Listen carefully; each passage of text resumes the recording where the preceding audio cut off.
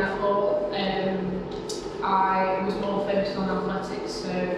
I had a coach at my local athletics club who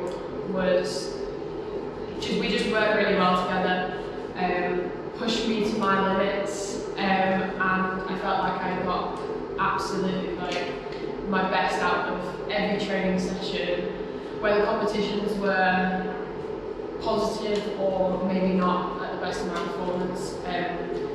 That coach always knew exactly what was right for me, listened to me, made sure that we knew what to do for next time, so kind of putting that strategy in to make me feel like if a competition hasn't gone so well that it's not be all end all, I can come back stronger next time. And they also helped me through multi-events, so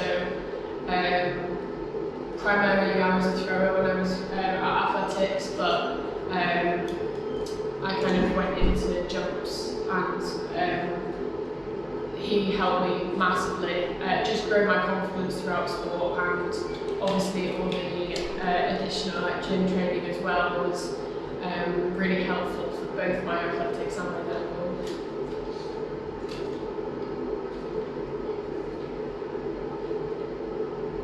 What's the toughest barrier you face as a woman in sport, and how did you overcome it? I think predominantly growing up, netball's been quite a women-based sport, so in that sense I feel like it's been really great to kind of grow up through playing a women's-based sport, but into now integrating men into the game has been a really big positive. But I think throughout school maybe I feel like certain sports were favoured, so say if we had a game maybe at the same time or like an hour earlier than say a rugby game at school, people would often go watch that, so I think it's kind of the support and people coming to see our games and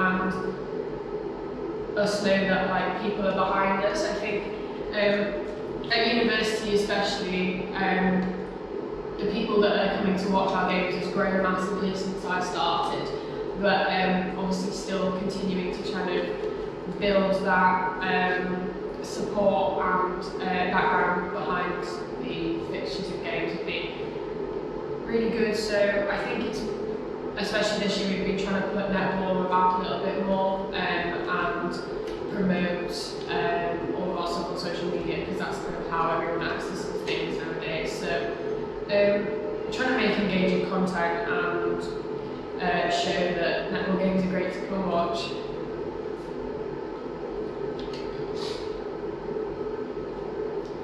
Why do you think it's important for women to speak openly about periods in sport, and has your period ever affected you? Periods is massive in women's sport. Obviously, there's the risks of you thinking, oh, I'm going to go into a game day and I might leak, or especially when we've got short dresses and short shorts on. But as a club, we're actually working with Radical Day Girls, which is like a non-toxic,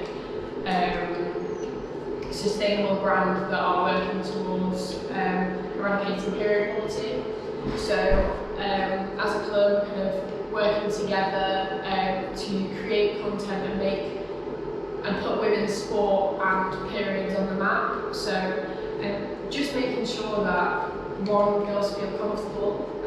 when they're on their period, or as comfortable as they can be, and that it just shouldn't affect their game day. And also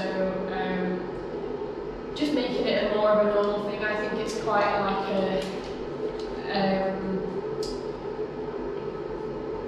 an unspoken subject about how people may feel on the day. So especially as a club, and I think like as Man Net Sport, just kind of working together to show that periods and women's health should be a topic of discussion and should be a topic of conversation, and all those women that play sport should be there and feel comfortable to talk about it. In terms of my sport, I think sometimes, especially when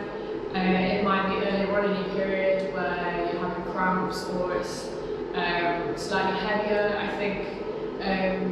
kind of navigating your game day, making sure that you've got everything you need with you for the game, or making sure that you've got your painkillers. In terms of physicality,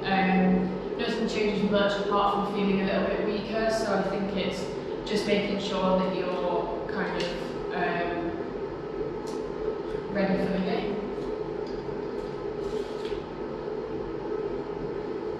What does International Women's Day mean to you?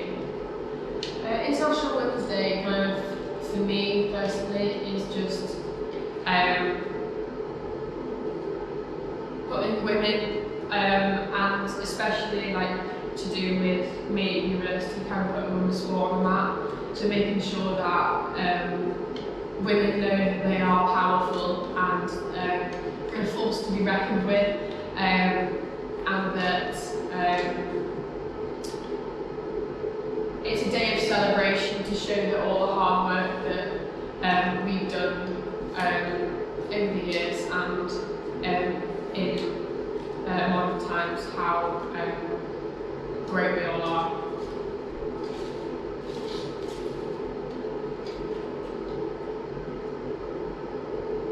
Have you ever felt pressure to present yourself in a certain way in your sport? I think generally as a sport we're really great, but I have seen that there's some like international clubs and national clubs like the Mavericks have recently introduced their new kit, which basically offers their players the opportunity to either wear vests and shorts, or leggings and a vest, or a dress, whatever they feel most comfortable in. So obviously when you would typically watch netball, you just see the netball dress, which is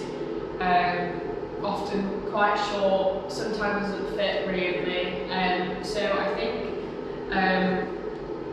if people don't want to wear that dress, I think that like there is pressures to present yourself in that way. So kind of giving those playing the sport a little bit of like leeway in terms of what they can wear, or like what they would feel most comfortable in terms of presenting how comfortable they are and how they feel on game day. Because some people may really not want to wear a dress, and on top of that, when there's other issues to do with, say, periods, how they present themselves, and general nerves and stress coming into a game day, I think making women coming into a game feel as comfortable as possible is the main